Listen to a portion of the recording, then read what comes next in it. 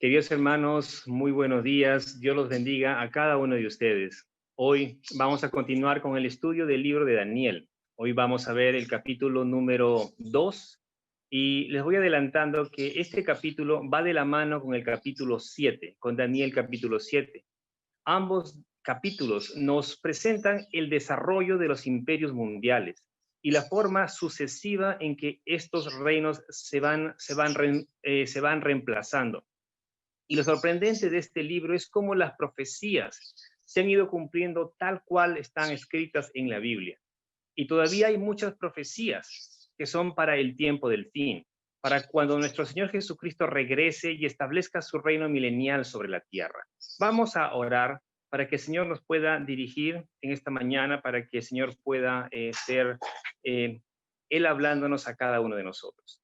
Amado Padre, Dios Todopoderoso, te damos gracias, Señor, por el privilegio que tenemos de poder venir delante de ti, Señor. Señor, nos rendimos ante tu presencia, Señor, y te damos toda la gloria y toda la honra. Bendito Padre, te pedimos que seas tú dirigiéndonos en este tiempo, Señor, que seas tú abriendo nuestro entendimiento, Señor. Amado Padre, te pido que nos bendigas, te pido que me ayudes, Señor, que me des sabiduría, gracia y de nuevo al momento de compartir tu palabra, Señor. Dejamos este tiempo en tus manos. En el nombre de Cristo Jesús oramos. Amén y amén. Vayamos a Daniel capítulo 2. Leamos los 3 primeros versículos. Daniel 2, versículos del 1 al 3. Hoy vamos a hablar acerca del sueño del rey Nabucodonosor. Leamos. En el año segundo del reinado de Nabucodonosor, este tuvo sueños y se turbó su espíritu y no podía dormir. Mandó llamar el rey a los magos, los encantadores, los hechiceros y a los caldeos, para que le explicaran al rey sus sueños. Vinieron pues y se presentaron ante el rey. Y el rey les dijo: he tenido un sueño y mi espíritu se ha turbado por el deseo de poder entender el sueño. El domingo pasado, nosotros vimos que Daniel y sus amigos fueron llevados cautivos a Babilonia en el año 605 a.C., el mismo año que Nabucodonosor empezó a reinar. Estos jóvenes hebreos fueron preparados por 3 años en la escuela real. Y después de haber concluido sus estudios, ellos entraron al servicio del rey. En el versículo 1 que acabamos de leer, dice que en el segundo año de reinado de Nabucodonosor, este tuvo un sueño, es decir, el rey tuvo un sueño y el sueño lo turbó de tal manera que no podía dormir. Y aquí les explico algo. Para los babilonios, la manera de contar los años de reinado era distinto a como lo hacían los hebreos. Los babilonios no contaban el año de ascensión del rey. En el año 602 a.C., sería el tercer año de estudios para Daniel y sus amigos, pero para Nabucodonosor sería su segundo año completo de reinado. El año de ascensión no era contado, sino que se contaba desde el segundo año de su reinado, o sea, un año completo. Resulta que Nabucodonosor tuvo un sueño en su segundo año de reinado. Y este sueño lo tenía tan preocupado, le preocupaba tan grandemente y que él sabía que era algo importante, pero no sabía qué es lo que significaba este sueño. Por lo que él manda llamar a todas las clases de hombres sabios y adivinos del imperio, con el fin que le dejaran saber el sueño y su interpretación. Al rey no le importaba lo que tuvieran que hacer estos hombres, con tal que le den la correcta explicación de su sueño. Leamos los versículos 4 y 5. Y hablaron los caldeos al rey en arameo. Dijimos la semana pasada que del capítulo 2 al 7 el libro fue escrito en arameo. Aquí vemos que los caldeos le hablan al rey en arameo y le dicen: oh rey, vive para siempre. Cuenta el sueño a tus siervos y nosotros te declararemos la interpretación. El rey respondió y dijo a los caldeos: mis órdenes son firmes. Si no me dais a conocer el sueño y su interpretación, seréis descuartizados y vuestras casas serán reducidas a escombros. No es muy claro por qué el rey se negaba a contarles el sueño que tuvo. Quizás no se acordaba muy bien del sueño o tenía miedo de dejar algunos detalles importantes fuera. Y por eso les dice a estos hombres: si no me dais a conocer el sueño y su interpretación, seréis descuartizados, le dice el rey a los sabios de Babilonia. Para el rey era importantísimo saber de qué se trataba este sueño. Y por eso hace llamar a los magos, encantadores, hechiceros y caldeos. Los caldeos eran la clase más distinguida entre los hombres sabios de Babilonia. A ellos vamos a ver que es el rey a quien se dirige principalmente, y ellos eran quienes también le respondían al rey. Algunos llaman a los caldeos astrólogos. Estos hombres le van a decir al rey: cuéntanos tu sueño y te declararemos lo que significa. El rey, al oír esto, se molestó y les dijo: si ustedes no me dicen qué es lo que soñé y lo que significa, serán hechos pedazos y sus casas serán convertidas en un montón de escombros. El rey no quería engaños. Para él era tan importante saber lo que este sueño significaba, que de alguna manera les dice: si ustedes dicen que tienen poder para interpretar sueños, entonces también pueden decirme cuál fue mi sueño. El rey pensó que si él les contaba el sueño, ellos saldrían con cualquier simple suposición humana, y el rey no quería eso. El rey no estaba interesado en especulaciones, sino en una revelación supernatural. Si estos hombres sabios no le podían dar el sueño, si no le podían revelar, contar el sueño que él había tenido, entonces él sabría que eran simples charlatanes y que merecían morir por todos los años que lo habían engañado, haciéndole pensar que tenían poderes sobrenaturales. El rey les dice a los caldeos, en los versículos 5 y 6, les dice: mis órdenes son firmes. Si no me dais a conocer el sueño y su interpretación, seréis descuartizados y vuestras casas serán reducidas a escombros. Pero si me declaráis el sueño y su interpretación, fíjense lo que le dice el rey: recibiréis de mí regalos, recompensas y grandes honores. Por tanto, declaradme el sueño y su interpretación. Pero no interesaba qué tan terribles fueran las amenazas de castigo o qué tan grandes fueran las recompensas que el rey les ofrecía. Los hombres sabios de Babilonia eran incapaces de darle a conocer el sueño al rey. Los caldeos nuevamente le van a decir al rey: cuéntenos su majestad lo que ha soñado y nosotros le daremos el significado, le explicaremos el significado. Y el rey les contestó: ustedes solo quieren ganar tiempo. Si no me dicen el sueño, ya saben cuál es su sentencia. Leamos los versículos del 10 al 13. Los caldeos respondieron al rey y dijeron: no hay hombre sobre la tierra que pueda declarar el asunto al rey, puesto que ningún gran rey o gobernante jamás ha pedido cosa semejante a ningún mago, encantador o caldeo. Lo que el rey demanda es difícil y no hay nadie que lo pueda declarar al rey, sino los dioses cuya morada no está entre los hombres. A causa de esto, el rey se indignó y se enfureció en gran manera y mandó matar a todos los sabios de Babilonia. Y se publicó el decreto de que mataran a todos los sabios. Buscaron también a Daniel y a sus amigos para matarlos. Estos hombres no pudieron convencer al rey, sino más bien lo hicieron enojar más. Y el rey concluyó que todos los sabios de Babilonia eran mentirosos y merecían morir, incluyendo Daniel y sus amigos. Arioc, el capitán de la guardia del rey, fue en busca de Daniel para matarlo. Pero Daniel le habló, dice en el versículo 14, con discreción, es decir, con prudencia y sensatez.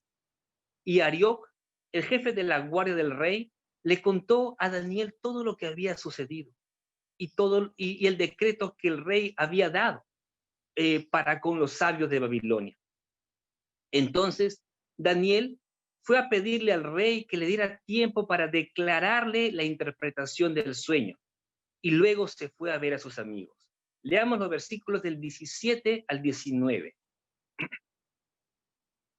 Entonces Daniel fue a su casa e informó el asunto a sus amigos, Ananías, Misael y Azarías, para que pidieran misericordia del Dios del cielo acerca de este misterio, a fin de que no perecieran Daniel y sus amigos con el resto de los sabios de Babilonia.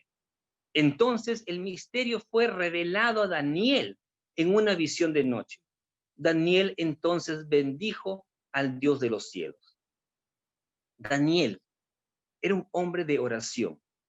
Al verse en medio de esta situación crítica, en el que él, sus amigos y todos los sabios estaban, lo que hizo fue ir a su casa y juntar a sus amigos para orar, para pedir la misericordia del Dios del cielo sobre este misterio. Y Dios le respondió, Dios le reveló, le mostró en una visión de noche el misterio, el sueño del rey y su interpretación. ¿Y qué hizo Daniel? Alabó al Señor. Leamos los versículos del 20 al 23. Daniel habló y dijo, sea el nombre de Dios bendito por los siglos de los siglos, porque la sabiduría y el poder son de Él. Él es quien cambia los tiempos y las edades, quita reyes y pone reyes, da sabiduría a los sabios y conocimiento a los entendidos. Él es quien revela lo profundo y lo escondido, conoce lo que está en tinieblas y la luz mora con Él. A ti, Dios de mis padres, doy yo gracias y alabo, porque me has dado sabiduría y poder, y ahora me has revelado lo que te habíamos pedido, pues el asunto del rey nos has dado a conocer. Fíjense en dos atributos de Dios que se hace énfasis en el versículo 20. Sabiduría y poder. En el versículo 23 vemos que Daniel da gracias, dice, doy yo gracias y alabo. Da gracias Daniel por haberle dado sabiduría y poder. Y eso necesitamos todos nosotros. Necesitamos sabiduría y el poder de Dios. Necesitamos de la fuerza que solo Dios nos puede dar para hacer las cosas que tenemos que hacer. Tú puedes tener sabiduría, pero si no tienes el poder de Dios, no tendrás el valor ni la fuerza para hacer lo correcto, para resistir la tentación, para huir del mal. Y ese poder, ese denuedo que necesitamos, lo vamos a obtener mientras pasemos tiempo en la presencia del Señor, meditando en su palabra, llorando, como lo hizo Daniel. En medio de la situación crítica, ¿qué hizo Daniel? Oró, buscó a sus amigos y oró. Dios es quien tiene el control de todos los eventos de la historia, porque Él es soberano. Dios es quien cambia los tiempos y las épocas. En otras palabras, Dios es quien determina cuándo los eventos de la historia se van a dar y cuánto tiempo durará cada proceso o cada etapa. Los gobernantes de la tierra pueden creer o pueden imaginarse que el poder y la autoridad que tienen es por ellos mismos, pero no saben que es Dios quien permite que ellos tengan esa autoridad y que estén donde están. Juan 3:27 dice, un hombre no puede recibir nada si no le fuere dado del cielo. Y así es realmente, hermanos. La autoridad de los gobernantes es transitoria. En cualquier momento ellos pueden ser removidos de sus cargos, de sus tronos, y Dios puede colocar a otros en su lugar. Quiero explicar la expresión, Él es quien quita reyes y pone reyes, porque a veces pensamos que todos los gobernantes están allí porque Dios los ha puesto.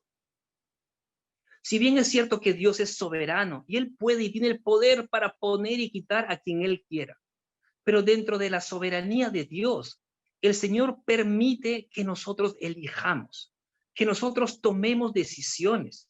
El Señor nos da esa libertad. Les pregunto, ¿quiénes son los que votan para elegir a un presidente, para elegir a nuestras autoridades? ¿No somos nosotros? Si elegimos mal, es culpa nuestra, no de Dios. Dios permite que una persona llegue al poder porque nosotros quisimos eso, porque nosotros votamos, elegimos a esta persona y Dios respeta nuestra elección. No podemos echarle la culpa a Dios por nuestras malas decisiones o por nuestros malos gobernantes.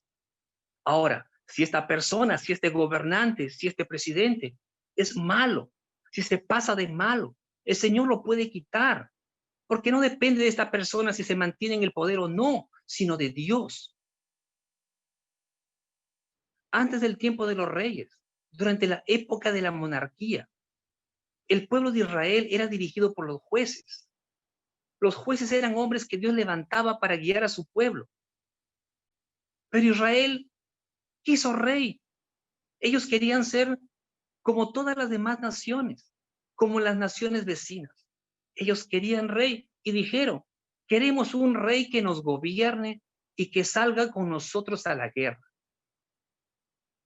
Samuel, el profeta Samuel, al escuchar eso, se molestó y fue ante la presencia de Dios, oró a Dios y el Señor le dijo, Samuel, escucha la voz del pueblo en cuanto a todo lo que te digan, pues no te han desechado a ti, sino que me han desechado a mí para que no sea rey sobre ellos. Samuel estaba pensando que a él lo estaban desechando y Dios le dice, no, no, Samuel, no te están desechando a ti, a mí me están desechando para que yo no sea rey sobre ellos. Los israelitas querían un rey y el Señor le dijo a Samuel, oye la voz de ellos y dales un rey, nómbrales un rey. No era la voluntad de Dios, pero Dios lo permitió. Volviendo a Daniel.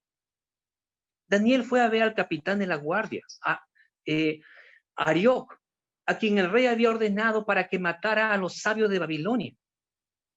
Al verlo, le dijo, no mates a los sabios de Babilonia.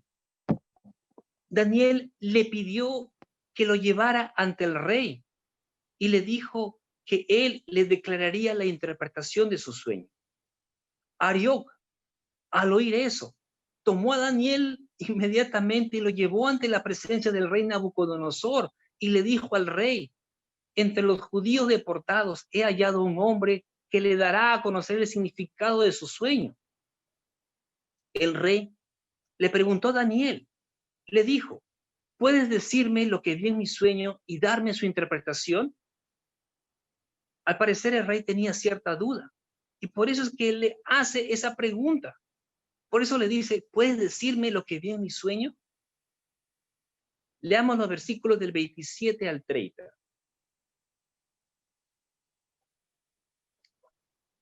Respondió Daniel ante el rey y dijo, en cuanto al misterio que el rey quiere saber, no hay sabios, encantadores, magos ni adivinos que puedan declararlo al rey.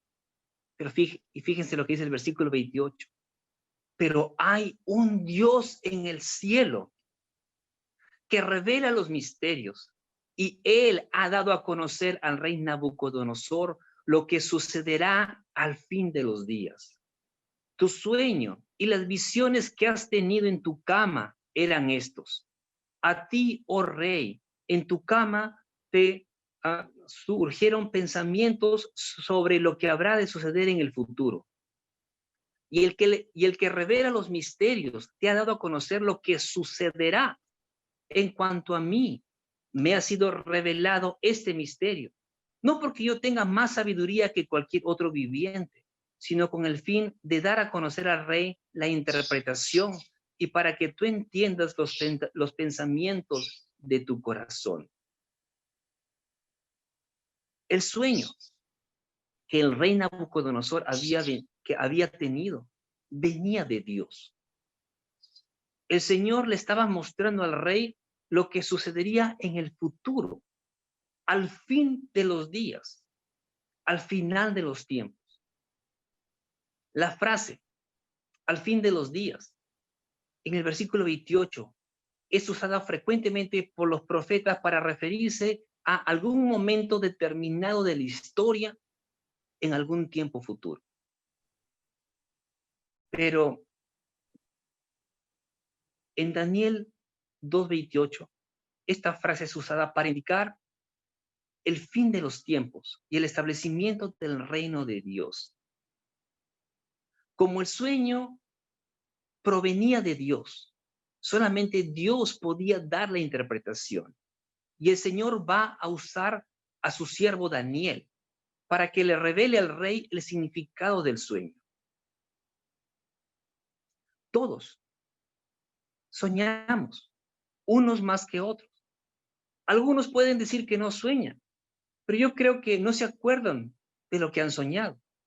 Soñar es normal y no necesariamente quiere decir que todos los sueños sean de Dios.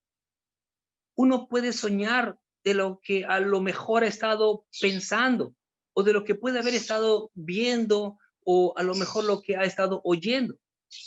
Pero hay quienes desean saber qué significa lo que han soñado. Y hay personas dispuestas a decirte lo que ellos se imaginan que significa tu sueño. Yo les digo con respecto a esto, tengan cuidado con eso, queridos hermanos. Si uno tiene un sueño que viene de Dios, puedes estar seguro que Dios mismo se encargará de revelarte lo que significa y cuál es la razón de por qué te lo dio. Así que si tienes un sueño y no te acuerdas de qué se trató, ni te preocupes. Si es de Dios, el Señor mismo se encargará que tú lo sepas y Él se encargará de revelarte el sueño. Solamente si es de Dios. En los siguientes versículos, Daniel le va a revelar el sueño, le va a revelar al rey el sueño que él tuvo.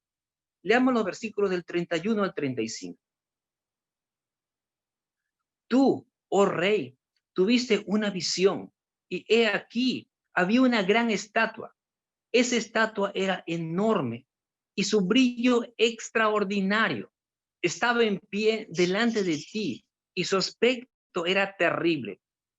La cabeza de esta estatua era de oro puro, su pecho y sus brazos de plata, y su vientre y sus muslos de bronce, sus piernas de hierro, sus pies en parte de hierro y en parte de barro. Estuviste mirando hasta que una piedra fue cortada sin ayuda de manos y golpeó la estatua en sus pies de hierro y de barro, y los desmenuzó. Entonces fueron desmenuzados todos a la vez: el hierro, el barro, el bronce, la plata y el oro. Quedaron como el tamo de las eras en verano, y el viento se los llevó sin que quedara rastro alguno de ellos. Y la piedra que había golpeado la estatua se convirtió en un gran monte que llenó toda la tierra. Daniel le cuenta al rey el sueño que había tenido, y el rey quedó atónito, asombrado. Nabucodonosor reconoció la exactitud de cada detalle en el relato que le había dado Daniel, en las palabras que Daniel había dicho. Y luego de haberle dado a conocer el sueño, Daniel le va a decir al rey: y ahora te diré la interpretación. Leamos los versículos del 37 al 40. Tú, oh rey, eres Rey de Reyes, a quien el Dios del cielo ha dado el reino, el poder, la fuerza y la gloria. Y donde quiera que habiten los hijos de los hombres, las bestias del campo o las aves del cielo, Él los ha entregado en tu mano y te ha hecho soberano sobre todos ellos. Tú eres la cabeza de oro. Después de ti se levantará otro reino inferior a ti, y luego un tercer reino de bronce que gobernará sobre toda la tierra. Y habrá un cuarto reino, tan fuerte como el hierro, y así como el hierro desmenuza y destroza todas las cosas, como el hierro que tritura, así él desmenuzará y triturará a todos estos.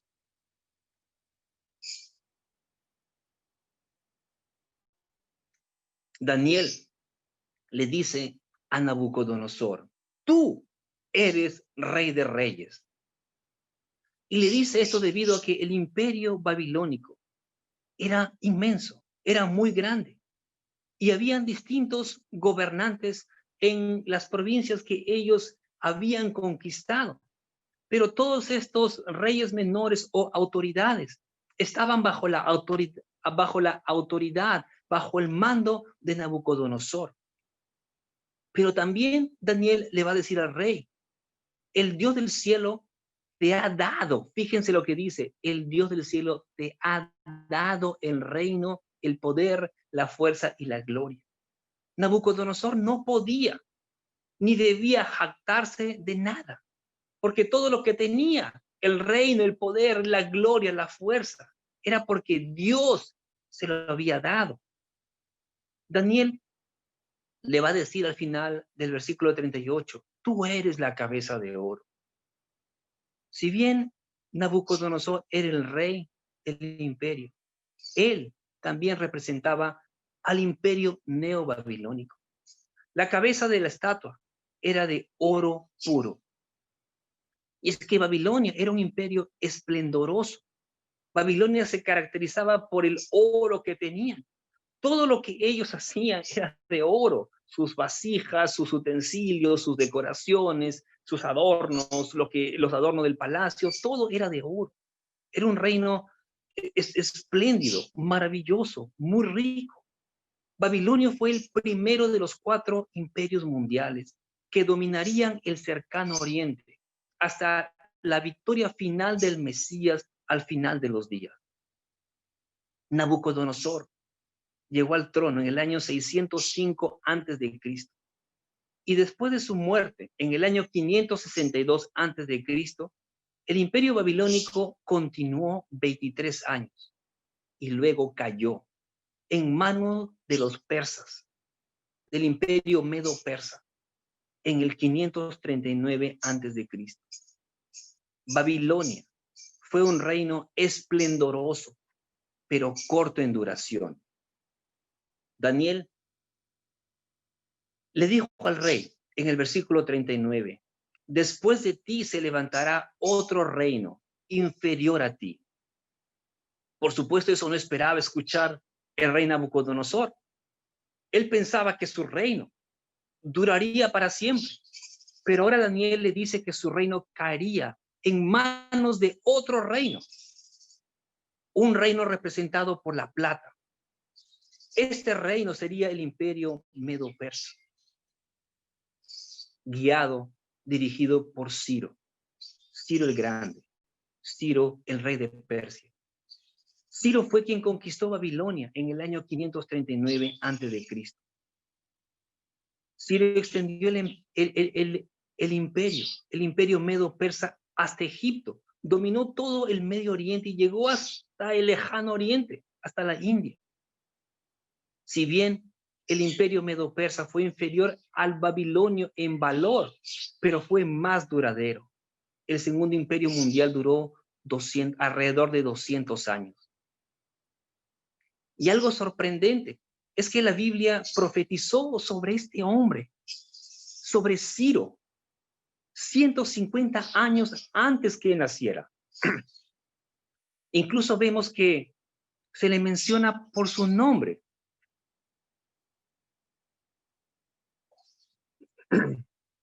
Isaías 45:1 dice, así dice el Señor a Ciro, su ungido, su escogido, al cual tomé yo por su mano derecha para someter ante él naciones. Dios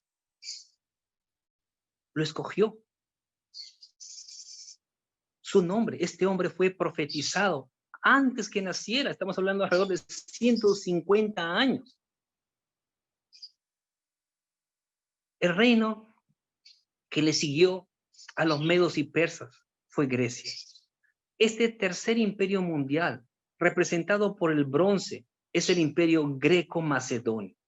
Este imperio llegó a su apogeo con Alejandro Magno, con Alexander the Great, quien invadió Persia en el año 334. El imperio griego duró por casi 300 años antes de ser reemplazado por el cuarto imperio mundial, Roma. Lo que estamos viendo ahora lo vamos a ver en más detalle cuando lleguemos al capítulo 7. Allí vamos a ver más detalles sobre estos cuatro imperios mundiales.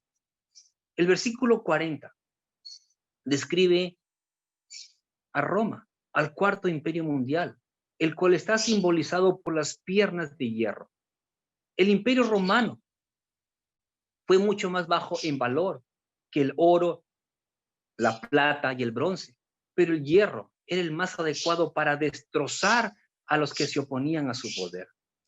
El hierro sugiere dureza y crueldad, y eso describe al imperio romano. Este cuarto imperio mundial nunca fue derrocado por otro imperio, tampoco desapareció, simplemente cambió de aspecto, de faceta. Leamos los versículos 41 y 42. Y lo que viste, los pies y los dedos, parte de barro de alfarero y parte de hierro, serán un reino dividido, pero tendrán la solidez del hierro, ya que viste el hierro mezclado con barro corriente. Y así como los dedos de los pies eran parte de hierro y parte de barro cocido, así parte del reino será fuerte y parte será frágil.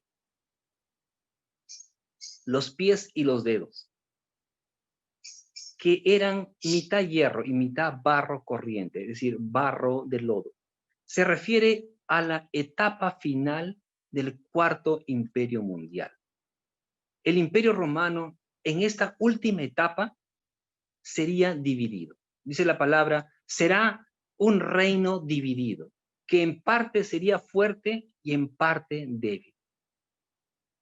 El general romano Pompeyo invadió Palestina en el año 63 a.C. y anexó a Roma el territorio de Judea. Algunos afirman que el imperio romano dejó de existir en el año 476 después de Cristo, pero en realidad solo cambió de aspecto. Adquirió una nueva apariencia, una nueva faceta. El versículo 43 dice, en cuanto al hierro mezclado. Leamos el versículo 43. En cuanto al hierro mezclado con barro corriente que has visto, se mezclarán mediante simiente humana. Fíjense lo que dice, se mezclarán mediante simiente humana, pero no se unirán el uno con el otro, como no se mezcla el hierro con el barro. Esta frase o expresión, se mezclarán mediante simiente humano, quiere decir que se unirán en matrimonio. Se unirían en matrimonio entre los reyes de distintos pueblos, con el fin de unificar nuevamente el reino, pero no lo lograrán. La segunda parte del versículo 43 dice claramente, pero no se unirán el uno con el otro, como no se mezcla el hierro con el barro. Desde el año 100 hasta el año 476, en el que muchos dicen de que el Imperio Romano cae, durante todo este tiempo, los pueblos bárbaros, procedentes del este de a Europa, comenzaron a penetrar lentamente el territorio del Imperio Romano, hasta que finalmente, empujados por otros pueblos, ingresaron de forma violenta, formando los países que ahora conocemos, que ahora forman parte del continente europeo. Los pueblos bárbaros que invadieron el Imperio Romano fueron los lombardos, que hoy en día ocupan el territorio que es Italia. Los visigodos, que son los españoles, o que ocuparon el territorio de España. Los anglos y los sajones, se le llama anglosajones. Ellos ocuparon el territorio de Inglaterra, Gran Bretaña, Bretaña. Los alamanes son Alemania. Los francos son Francia. Los suevos ocuparon el territorio que ahora es Portugal. Los burgundios son Suiza. Los ostrogodos se ubicaron en la parte norte de Italia. Los herulos se ubicaron en los países escandinavos, Finlandia, Noruega, Suecia. Los vándalos se ubicaron en Polonia y en la península ibérica, en España y Portugal. Estos pueblos bárbaros incursionaron el territorio del Imperio Romano durante estos siglos, durante este tiempo, entre los años 100 y 500 después de Cristo. Se posicionaron en distintos lugares y formaron los países que ahora conocemos. Y a pesar que los reyes de estas naciones se unieron en matrimonio entre sí, tratando de unificar nuevamente el imperio, nunca lo pudieron hacer. Incluso a través de los siglos ha habido hombres, reyes, generales, que han tratado de unificar el reino por medio de la fuerza, a través de la guerra, pero tampoco lograron hacerlo. Por ejemplo, tenemos a Carlomagno, a Napoleón Bonaparte, al rey Carlos V, Adolfo Hitler más adelante. Incluso se ha tratado de unificar el imperio a través de la Comunidad Económica Europea, pero no han podido. ¿Qué dice la palabra? Pero no se unirán el uno con el otro, como no se mezcla el hierro con el barro. Leamos los versículos 45, 44 y 45. En los días de estos reyes, el Dios del cielo levantará un reino que jamás será destruido, y este reino no será entregado a otro pueblo. Desmenuzará y pondrá fin a todos aquellos reinos, y él permanecerá para siempre. Tal como viste que una piedra fue cortada del monte sin ayuda de manos, y que desmenuzó el hierro, el bronce, el barro, la plata y el oro. El gran Dios ha hecho saber al rey lo que sucederá en el futuro. Así pues, el sueño es verdadero y la interpretación fiel. Estos versículos, queridos hermanos, representan la escena final. Dios levantará un reino que jamás será destruido. La piedra que fue cortada sin ayuda de manos se convertirá en un quinto reino. Este quinto reino es el reino de Dios, que será gobernado por Cristo y será eterno. Y esto ocurrirá en la segunda venida de Cristo. Cuando esto suceda, cuando el Señor regrese, Él mismo, el Señor mismo desmenuzará y pondrá fin a todos aquellos reinos, a todos aquellos imperios mundiales, y establecerá su reino sobre la tierra. Apocalipsis 24. Esta piedra que fue cortada del monte sin ayuda de manos y que desmenuzó el hierro, el bronce, el barro, la plata y el oro, se refiere a Cristo. Leamos los versículos 46 y 47. Entonces, el rey Nabucodonosor cayó sobre su rostro, se postró ante Daniel y ordenó que le ofrecieran presentes e incienso. El rey habló a Daniel y dijo, en verdad que vuestro Dios es Dios de dioses, Señor de reyes y revelador de misterios, ya que tú has podido revelar este misterio. Nabucodonosor estaba asombrado por la interpretación del sueño, por la grandeza de este sueño que cayó sobre su rostro. Fíjese lo que dice en el versículo 47. Le dice a Daniel, en verdad que vuestro Dios es Dios de dioses, Señor de reyes, revelador de misterios. No fue Daniel quien le reveló el sueño, fue Dios quien le reveló a Daniel para que le contara al rey, para que le diera la interpretación de su sueño, para que supiera lo que iba a ocurrir a través de la historia hasta el final de los tiempos.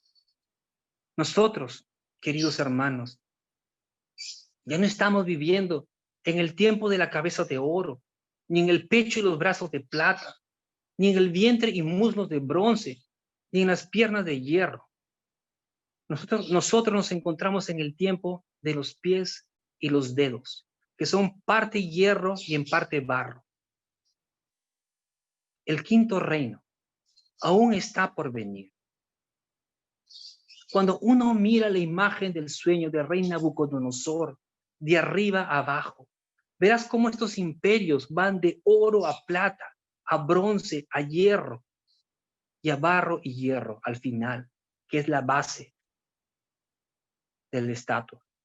Pero esta unión del hierro y el barro no es algo estable, es una unión inestable, tambaleante. Y esa es la situación que el mundo vive actualmente. Y la Biblia dice que la situación del mundo sería caótica antes de la venida de Cristo. El mundo, los gobernantes del mundo, seguirán tratando de unirse, pero no lo lograrán. No se unirán, como no se mezcla el hierro con el barro. Daniel le dijo al rey, al final del versículo 45, el gran Dios ha hecho saber al rey lo que sucederá en el futuro. Y también le dijo, el sueño es verdadero y la interpretación fiel.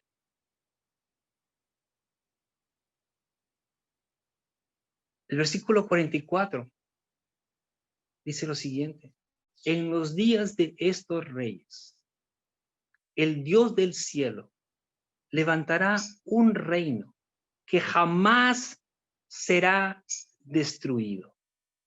Y este reino no será entregado a otro pueblo. Desmenuzará y pondrá fin a todos aquellos reinos. Y él permanecerá para siempre, refiriéndose al reino de Cristo. Este mundo está en manos de Dios, queridos hermanos.